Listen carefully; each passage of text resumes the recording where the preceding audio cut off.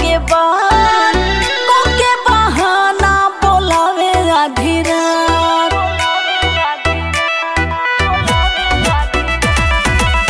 कैसे बताई सखी देवरा के बाद को के बहाना बोलावे आधी रात। मीठी बात करके उन्हें टोवाता हमरे ढोढ़िया पे मुड़ी धोके रोवाता। हमरे ढोढ़िया पे मुड़ी धोके रोवाता।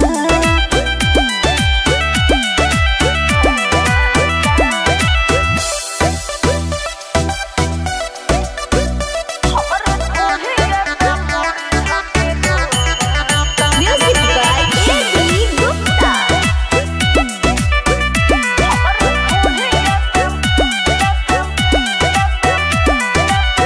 देवरा के रहन हमके लगता रे बाउर।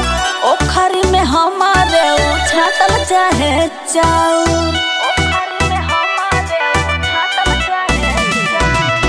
देवरा के रहन हमके लगता रे बाउर। ओखरी में हमारे उछातल चाहे चाउर। अपन मान मर्यादा सब खोवाता खोवाता। हमरे ढोढ़िया पे मुड़ी धके रोवाता। हमरे ढोढ़िया पे मुड़ी धके रोवाता।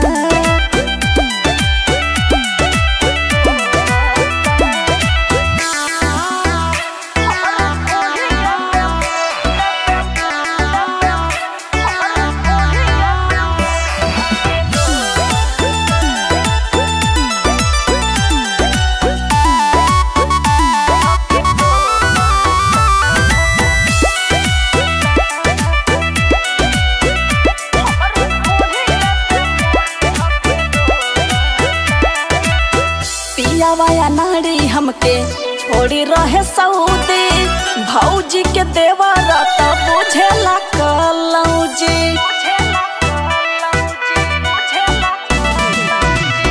पियावाया नाड़ी हमके छोड़ी रहे सऊदी। भौजी के देवरा त बुझेला